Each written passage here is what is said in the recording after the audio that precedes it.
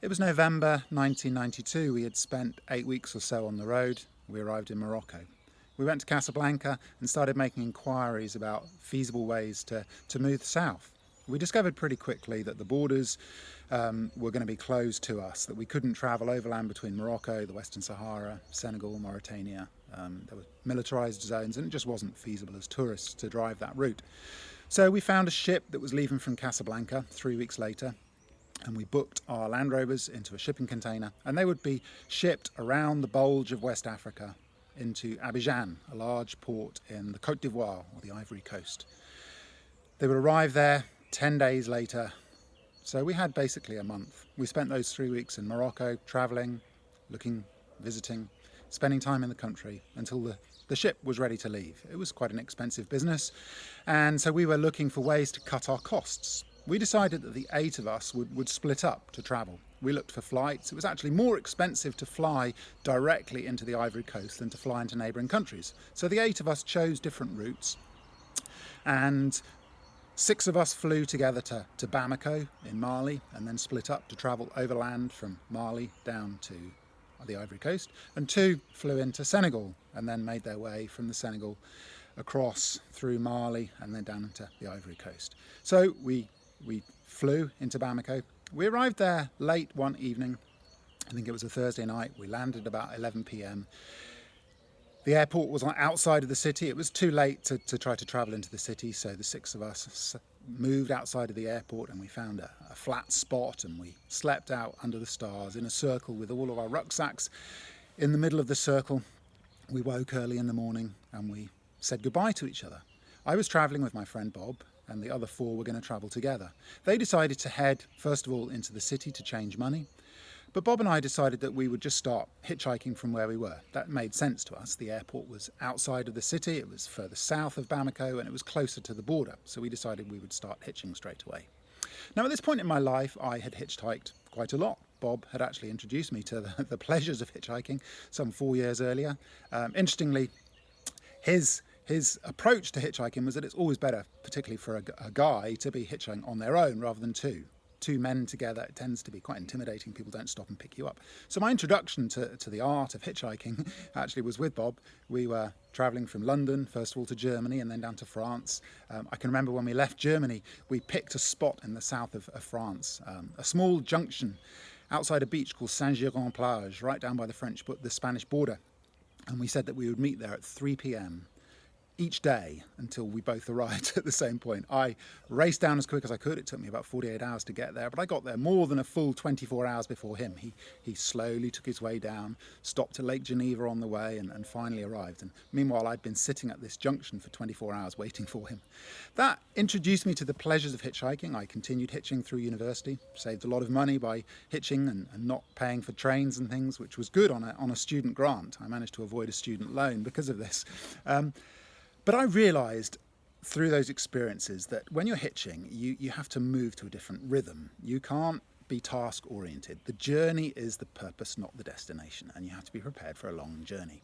So as we set off from Bamako, we had approximately 1,200 kilometres, about 750 miles ahead of us. We had 6 days in which to get to Abidjan. We had arranged to meet outside the main post office in Abidjan at 12 noon on a particular day, 7 days ahead of us. So we had a long time to get there. What we didn't realise is that it would actually take us that full 6 days of travel to get there.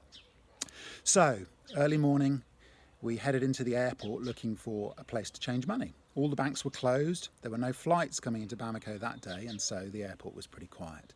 As we walked out of the airport, the 2 of us, we met a little shoeshine boy who was walking out, going back to his home for breakfast. He invited us home with him, so we went to his hut. We spent a couple of hours with him at his hut, having some breakfast, washing, getting refreshed from our night out under the stars, and then we hit the road.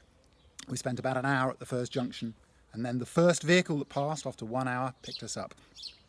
He started driving us south towards the Ivory Coast border. We hadn't been able to change money at this point, and so we were travelling with no money, although we had French francs on us, but we had no local West African francs. After a while of waiting, we got picked up by a young man called Lamine. Lovely man. He had been to university in Moscow, spoke very good French. He drove us south 200 kilometres to a small town called Sikosa. It took most of the day to get there. We arrived there in the late afternoon, and Lamine said, "Where are you spending the night?" We didn't have anywhere arranged, obviously, so he invited us home with him. He then took us out that evening to a cafe. He insisted on buying us an evening meal. He took us home. We woke early. We managed to change some money. That day we changed 50 French francs into local CFAs. Lamine bought us breakfast and we hit the road. I say we hit the road, that was a bit of an exaggeration. The traffic was almost non-existent. We waited an hour or so and then a lorry finally stopped and picked us up and drove us 50 kilometres or so down the road, which was halfway to the border. He dropped us off after 50 kilometres in a very small village, and there were 6 men sitting on a veranda eating a meal. They shouted to us, called us over, invited us to eat with them. So we sat down and we ate lunch. We had a little bit of money now, so we bought these guys a drink. We spent approximately at that point about £2 on drinks for these guys. This was the first money we'd spent in Mali. We then walked for a while, walked a mile or so down the road, and then a second lorry picked us up. He drove us maybe 20 kilometres down the road, and then he stopped again. He stopped beside some guys who were repairing the road. They were also cooking up a meal beside the road, and they were just sitting down to eat. The lorry driver sat down with his friends, and they beckoned us over. So an hour and a half after our previous meal, we had a second lunch. We sat there for an hour talking to these guys and realised after a while that this lorry driver was not leaving again, so we just started walking again. Finally, a third lorry picked us up and drove us about another 50 kilometres to the border. It was now approaching evening. We'd got through the Mali side of the border. 7 kilometres of no man's land. We walked all the way through carrying our rucksacks. No vehicles passed us. We fell in step with 2 young boys who were walking. Once we'd got through the other side of the border, we came to the small town of Pogo. These 2 boys were still walking with us, so they invited us home for the night. We walked with them to their home and were introduced to their older brother, Suleiman. Suleiman was a lovely guy. He ran a roadside stall selling food, and we spent the evening sitting with him at the stall. It was fun being in this vibrant West African culture, very different to what we'd seen in the north of Africa. Here in West Africa, women were running all of the stalls, which was very different to the north. They were loud, they were boisterous, they were wearing beautiful colours, and there was a vibrancy to the marketplace. So we sat there for the evening, and then we went home with Suleiman, spent the night with him. In the morning, he took us back to his stall and gave us breakfast. By this point, we were feeling a little bit, not guilty, that's the wrong word, but we wanted to leave some money with Suleiman. He wouldn't take any money. Sadly, in retrospect, we insisted. We left him, again, the equivalent of about £2, and we could see that he was actually quite offended by this. So we hit the road again. This was now our 4th day on the road, I guess, and we were conscious of this experience with Suleiman, and we realised that actually sometimes people wanted to receive us. They wanted to give hospitality. We carried on hitching rather. We walked probably 3 kilometres out of Pogo. No vehicles passed us, not a single vehicle. Finally, a lorry stopped. He picked us up. He took us about 20 kilometres down the road, and then he saw a police roadblock ahead. I think he was nervous having us in the car. He asked us to get out, and he said he would wait on the other side of the roadblock for us. So we walked a few hundred metres to the roadblock. The police spent at least 15 minutes talking to us, and by which point the lorry had carried on. So we walked through the roadblock, and we figured, let's just carry on walking. It's a nice day, no vehicles are passing, let's walk. Now in this stretch of road there were kilometre stone markers every half kilometre, so we were able to count the kilometres as we walked. That day we walked 9.5 kilometres. 2 hours or so in the hot sun, we were running out of water, and finally in the middle of the afternoon another lorry stopped. He picked us up and he drove us 100 kilometres into the first reasonable sized town, Fixated, that we'd met in the Ivory Coast.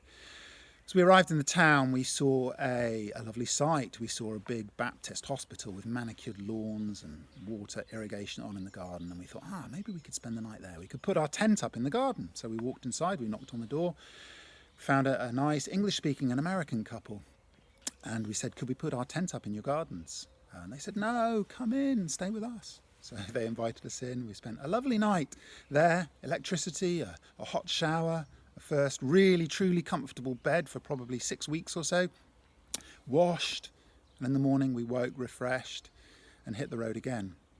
That day we travelled probably another 200 kilometres to another big town, Bouake. It's interesting, in the UK, I used to hitchhike and hundreds of vehicles would pass me every hour. Most people would give me fairly gloomy stares if they caught my eye at all. And occasionally a vehicle would stop. Here in the Ivory Coast and Mali, very, very few vehicles passed, but almost every single vehicle that went past either stopped to talk or stopped to pick us up. That day we got picked up by another lorry. The lorry driver actually didn't seem very keen to pick us up, but he had a passenger, Isufu, in the cab with him who was clearly very eager to have passengers and company on the lorry. The driver was nervous. He didn't want us in the front of the cab, so Isufu and the two of us got in the back of the lorry. It was a closed lorry. The back door was closed. There was a small sort of 3-inch chink of light at the top, and we spent the day in this lorry closed up. It was hot, it was humid, it was sweaty. Several times we stopped at police roadblocks, and Isufu beckoned us to be silent as we went through these roadblocks. Fortunately, nobody asked to open the back of the lorry. And that night, we stopped again in a town, Bouake, and this time Isufu invited us home for the night. Isufu lived in a family compound with his 8 brothers and sisters and dozens of children and grandchildren. There were probably 50 people in a small collection of 3 bungalows around a communal courtyard. We had a wonderful time with Isufu and left again in the morning. By this point the scenery was changing. We had left behind the arid north, the semi-desert with its baobab trees and hot dryness, and we were entering into lush rainforest, very fertile soil and a hot, humid temperatures. And that day we walked again a long time. We had a couple of rides, and as night was approaching, we were close to the town of Yamoussoukro. It was probably 5 in the afternoon. We were outside the city. We were wondering if we would get to the city that night. A car pulled over. He had a cross dangling from his mirror. He was a lovely young man, 22 years old, called Daniel. He was a believer. He was only driving 30 kilometres down the road, but he took us home as well. He also lived in a family compound, probably with 30 or 40 people in the compound as well. We had another wonderful night with this family, the first believers that we'd met, apart from the Americans at the Baptist Centre. We had a wonderful time with Daniel. We left again on the 7th day, heading into Abidjan. And finally that day, after 6 full days of travel, we arrived in Abidjan. 1,200 kilometres in 6 days of travel. And we'd spent the equivalent of about £4. Not that spending money was the purpose of this. And the interesting thing was that the next day we stopped in the morning at the British Embassy. I found some letters from Miranda, which made my day, made my week, made my month.